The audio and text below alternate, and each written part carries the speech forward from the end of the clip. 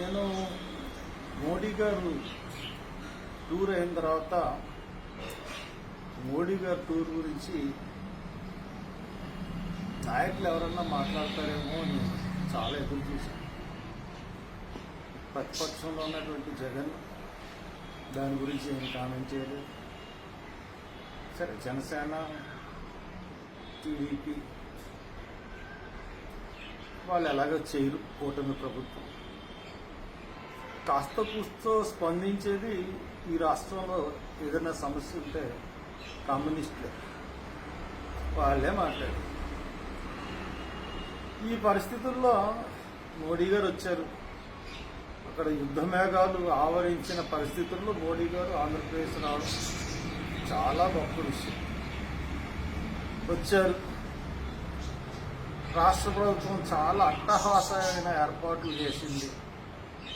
5 లక్షల మందిని సమకూర్చింది. 5 లక్షలతో మీటింగ్ చేశామని చెప్పుకుంది. తర్వాత ఆయన్ని పొగడ్తలతో ముంచెత్తింది. ఒక ఆయనేమో మోడీ అనే ఒక క్షిపణి మా దగ్గర ఉంది, పాకిస్తాన్ క్షిపణి అన్నింటినీ ఎదుర్కొన్నానికి మోడీ అనే క్షిపణి మా దగ్గర ఉంది, భారతదేశానికి అన్నింటినీ అధిగమించగలని ఒక ఆయన. ఇంకా రకరకాలుగా పొగడ్తల్లో ఇంకా ఎవరికెవరు తీసుకోనట్టుగా మాట్లాడారు. సరే, అంతకుముందు ఒక మట్టి నీళ్లు తీసుకొచ్చి వెళ్ళిపోయారు. ఆయన ఇవ్వలేదని చెప్పి అడిగి కూటమి నుంచి, ఎన్డీఏ కూటమి నుంచి బయటకు వచ్చేసారు చంద్రబాబు. మళ్ళీ కూటమిలోకి వెళ్ళారు. ఈయన మద్దతు కూటమికి అవసరం. ఆయన కనీసం మినిమం మన రాష్ట్రానికి ఏం కావాలి అన్నది అడగడంలో కంప్లీట్గా ప్రభుత్వం ఫెయిల్ అయింది. ప్రత్యేక హోదా ఊసలేదు. అక్కడ మనకి రాజధాని కట్టుకుంటున్నాం, 1,00,000 కోట్లు ఇవ్వాలన్నప్పుడు కాంగ్రెస్ చెప్పింది. ఇటువంటి పరిస్థితులు అవి కూడా అడగలేని పరిస్థితి. ఎందుకు ఈ పరిస్థితి చంద్రబాబు నాయుడికి, పవన్ కళ్యాణ్కి దాపురించిందో నాకైతే తెలియట్లేదు. వీళ్ళిద్దరూ పెద్ద పెద్ద కబుర్లు చెప్పారు. రాష్ట్ర ప్రయోజనాల దృష్టి వచ్చేటప్పటికల్లా అసలు మాట్లాడలేదు, ఏమీ చేయట్లేదు. ఆయన వచ్చాడు, సంపూర్ణ సహకారం. ఏంటి సంపూర్ణ సహకారం అంటే? ఆయనకి ఆంధ్రప్రదేశ్, మోడీ గారికి ఆంధ్రప్రదేశ్ అంటే చాలా చిన్న సిటీ. అసలు మన మనసులో అనుకుంటున్నాడో ఏంటో తెలియదు.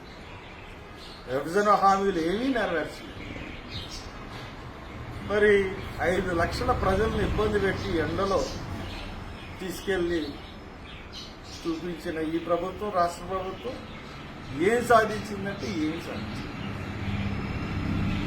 చాలా బాధపడుతున్నాం రాష్ట్ర ప్రజలు. హామీలు ఇచ్చి, దొంగ హామీ, ఈ రోజుకి ఒక్కటి కూడా నిలబెట్టలేకోకుండా ప్రభుత్వం పరిపాలన కొనసాగిస్తున్నారు చంద్రబాబు గారు. దానికి తందానా అంటూ పవన్ కళ్యాణ్ గారు వంతు పాడుతూ ఉన్నారు. ఇంకా వీళ్ళ ఒకళ్ళొకళ్ళు పొగుడుకోవడానికి తప్పితే ఆయన మీటింగులు అసలు అరచేతిలో స్వర్గాన్ని చూపెడుతున్నట్టుగా ఉంటున్నాయి చంద్రబాబు నాయుడు గారు. Long speeches. మరి చాదస్తం ఎక్కువైపోయిందో ముసలాయనకి ఏంటో తెలియదు, కానీ లాంగ్ స్పీచ్లు మాట్లాడుతున్నాడు తప్పితే విషయం ఉండట్లేదు. P4కి ఏదో చెప్పాడు. గొప్పోళ్ళు పేదోళ్ళకి ఎందుకు ఇస్తారు? చట్టం ఉందా? చట్టం లేదు. ఎవరిస్తారు? ఇవన్నీ మనం చూసుకున్నట్లయితే ఏమీ ఆయన సంపద సృష్టించలేడు, చేతులు ఎత్తేశాడు. ఈ రోజున కరెంటు జగన్ కొన్నది చాలా ఎక్కువని ఈ రోజున దానికి డబల్ రేట్తో కరెంటు కొనే పరిస్థితి ఈ రోజున దాపురించింది రాష్ట్రాన్ని. కొన్ని పత్రికలు ఉన్నాయి. వాళ్ళు జగన్ ఉన్నప్పుడు ప్రభుత్వం యొక్క తప్పిదాలన్నింటినీ బయటపెట్టేవారు ఛానల్స్. ఇప్పుడు అసలు ఏమీ బయట పెట్టరు. అసలు ఆ ప్రభుత్వం అద్భుతంగా ఉంది. ఏం అద్భుతం, ఎంత దారుణంగా ఉంది. ఈ రోజుకి ఎప్పుడు ఆగిపోతుందో తెలియదు. ఏది ఆరోగ్యశ్రీ ఫీజు రియంబర్స్మెంట్, అంతకుముందు చంద్రబాబు నాయుడు 2019లో దిగిపోయిన బాకీలు అప్పుడు మోహన్ బాబు గారు స్ట్రైక్ చేశారు. కేసు నడుస్తూ ఉంటుంది, ధర్నా చేస్తే ఆ కేసు నడుస్తుంది. కానీ ఆ బాకీలు ఈ రోజుకి కూడా తీర్చలేదు చంద్రబాబు నాయుడు. ఆయన చేసిన బాకీలు నేనెందుకు తీర్చాలి జగన్ గారు? ఈయన చేసిన బాకీ తీర్చాలని ఈయన కూడా ఒక్క బాకీ తీర్చారు. ప్రైవేట్ కాలేజీలో ఉద్యోగస్తులందరూ హలో లక్ష్మణ అని గోల పెడతా ఉన్నారు జీతాలు. యాజమాన్యాలు చేతులు ఎత్తేసి మీరు ఇస్తేనే కదా వీళ్ళకి ఇవ్వాలి. ఒక పక్కన యూనివర్సిటీలు ఫీజులు పిండుతున్నాయి, ముక్కు పిండి వసూలు చేస్తాం. అది బాకీలు ఇవ్వరు. కాంట్రాక్టర్లు, చిన్న కాంట్రాక్టర్లు ఎవరికి కూడా డబ్బులు ఇవ్వరు. అంత పెద్ద పెద్ద కాంట్రాక్టర్లు. మీ